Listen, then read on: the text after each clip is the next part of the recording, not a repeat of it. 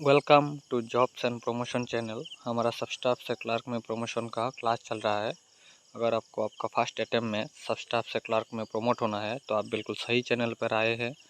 आप बस लेक्चर को पूरा देख लीजिए और सब्सक्राइब करके लाइक और कमेंट कर दीजिए। आपको पीडीएफ मिल जाएगा, आप पीडीएफ को बस एक बार पढ़ लीजिए, प्रमोशन पक्का हो जाएगा। ड्यूटीज़ ऑफ बैंकर, मतलब बैंकर का कुछ ड्यूटी होता है जो कि कस्टमर के लिए होता है। In order to complete the bank customer relationship, the bank has to fulfill some obligation towards the customer। जो बैंक कस्टमर का रिलेशनशिप बन जाता है उसमें बैंकर का कुछ ड्यूटी होता है, ऑब्लिगेशन होता है टुवर्ड्स द कस्टमर। वो क्या है? Honouring cheque issued by the customer, मतलब चेक को ऑनर करना जो कस्टमर इशूड किया है।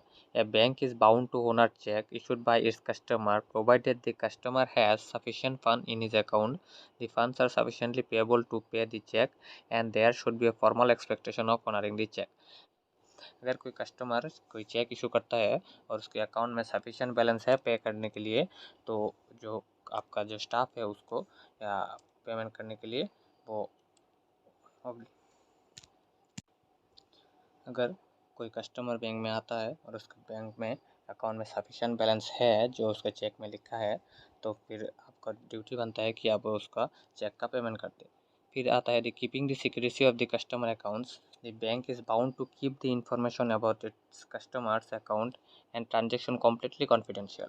मगर कोई कस्टमर है, उसका अकाउंट है आपके बैंक में और कोई दूसरा कस्टमर उसका अकाउंट नंबर लेके आता है और बोलते हैं कि इस अकाउंट में कितना बैलेंस है, इसका नॉमिनी क्या है, या फिर इसका जो ट्रांजेक्शन है वो बता दीजिए, तो आप नहीं बता सकते। आपका ड्यूटी बनता है आप किसी भी कस्टमर का जो ट्रांजेक्शन है या फिर कुछ भी है इस अकाउंट का, आप कम्प्लीटली कॉन्फिडेंशियल रखिए। आप जो बैंकर है उसका ड्यूटी होता है।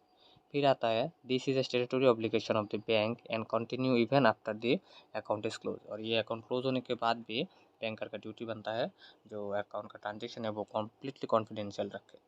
फिर it is also the responsibility of the bank to collect check and bills to submit periodic statement।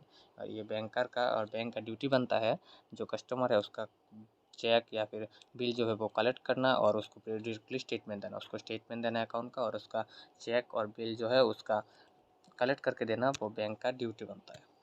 फिर आता है bankers right. Bankers right, banker के पास क्या क्या राइट होता है? Rights of लियन, rights of set of, rights of appropriation. अभी हम एक एक करके देखते क्या है। पहले आता है राइट्स ऑफ लियन। लियन क्या होता है? लियन मतलब हम जो बोलते हैं एल एम मारती है, इसका मेनू है HALM।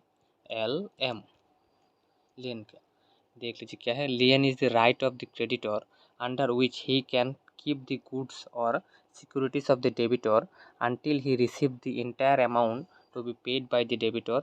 It does not include the right to sell। अगर आपने किसी को लोन दिया और आपका वो लोन जो है वो रिपे नहीं कर रहा है, तो आप क्या कर सकते हैं, उसके अकाउंट को LM मार के रख सकते हैं या लियन मार के रख सकते हैं, या फिर आपके पास कोई समझ लीजिए उसका गुड्स है या फिर उसका सिक्योरिटी है जिसके भी आपने उसको कुछ पैसा दिया है लेकिन वो रिपे नहीं कर रहा है, तो आपका ये बस आप ये हक रहता है कि आपका उसका जो कस्टमर है उसका अकाउंट को या फिर आपका गुड्स को या सिक्योरिटी जो है वो आप तब तक आपके पास रख सकते हैं जब तक कि वो पूरा प्रीपे नहीं करता था। जब तक वो पूरा रिपे नहीं करता आपका अमाउंट तब तक आप उसको रख सकते हैं अपने पास LM मार के, लियन मार के, लेकिन आप उसको सेल नहीं कर सकते। It does not include the rights to sell, आप उसको सेल नहीं कर सकते। Lien is the rights of the bank under which the bank can keep the goods and securities keep with until the amount is fully repaid. वही बोला है, जब तक कि वो फुल्ली रिपेड नहीं कर देते अमाउंट तब तक आप उसको गुड्स या सिक्योरिटी या फिर अमाउंट को अपने पास रख सकते हैं।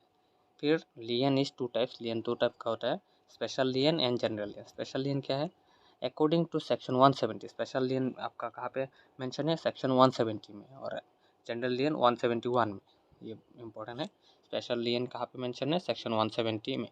Special lien is available to the bank only for one transaction. फिर एक ट्रांजेक्शन के लिए आप LM मार सकते हैं, वो है आपका स्पेशल लियन। ठीक है। और जनरल लियन क्या है? जनरल लियन की एक ट्रांजेक्शन के लिए ही आप जनरली उस अकाउंट में LM मार सकते हैं जब तक आपका जो अमाउंट है वो फुल्ली रिपे नहीं हो जाता, तब तक उस अकाउंट को LM मार के रख सकते हैं, और इसका जो मेंशन है वो है सेक्शन 171।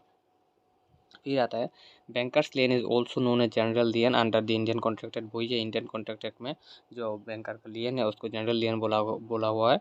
फिर lien can be use, lien का भी यूज़ हो सकता है when the goods and securities are given by the customer to the bank. जब वो सिक्योरिटी और गुड्स कस्टमर खुद आके आपको बैंक में दे जाता है, तब आप उसके बिहाफ पे आप उस अकाउंट को या फिर गुड्स और सिक्योरिटीज़ को लियन मार सकते हैं। आप किसी ज़बरदस्ती किसी के जो गुड्स या सिक्योरिटी है वो आप अपने हक पे लेके फिर उसको LM या लियन नहीं मार सकते। जब कोई कस्टमर उसका गुड्स और सिक्योरिटी वो खुद आके बैंक में जमा करता है, तब उस सिक्योरिटी के बिहाफ पे आप जो अकाउंट है उसको LM या फिर लियन मार सकते हैं। फिर when the goods and securities are in the name of the customer, जो लोन का अकाउंट है और जो आपका गुड्स और सिक्योरिटी का अकाउंट है या फिर सेविंग्स का अकाउंट है, दोनों का जो नेम है वो सेम होना पड़ेगा, सेम कस्टमर के नाम पे है, तो ही आप जो लियन है वो मार्क कर सकते हैं। फिर when the goods and securities are in the possession of the bank and any loan granted by the bank has been repaid and others are yet to be prepaid. वही बोला है, जो कोई लोन अकाउंट है उसमें कोई repay किया है लेकिन फुल्ली रिपे नहीं किया, तब तक आप उसको एल मार्क करके रख सकते हैं, लियन मार्क। फिर नेगेटिव लियन क्या है? नेगेटिव लियन में बोला है कि समझ लीजिए पहले जो लियन में है, लियन में बोला है कि कस्टमर ने आपके यहाँ से लोन लिया है वो रिपे नहीं कर रहा है, और नेगेटिव लियन में उसका उल्टा है। बैंक को बैंक ने कस्टमर से कुछ लिया है लेकिन बैंक अभी तक रिपे नहीं किया है, तब कस्टमर जो है वो लियन जो मार्क करता है उसको बोलते हैं नेगेटिव लियन। फिर आता है right to set up. Right to set up क्या है? Whenever the same customer has two accounts in one or more branches of the bank, in which one is loan account and the other is deposit account, then the bank adjusts these two accounts among themselves, then it is called the right of adjustment or right to set up।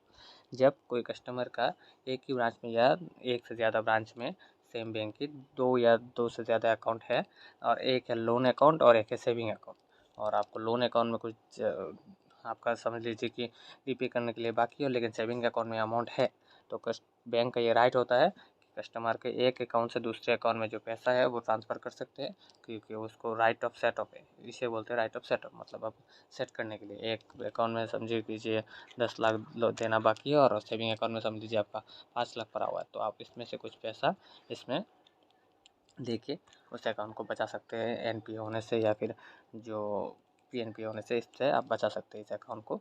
इसे बोलते हैं right to setup. फिर इसमें भी वही दिया हुआ है, आपका आप यूज़ कर सकते हैं। The following condition are necessary in this, both the account should be in the same name. जो दो अकाउंट है वो सेम नेम पे होना चाहिए, सेम कस्टमर का होना चाहिए। Before using it is necessary to inform the customer by the bank. ये राइट टू सेटअप यूज़ करने से पहले आपको कस्टमर को इन्फॉर्म करना पड़ेगा।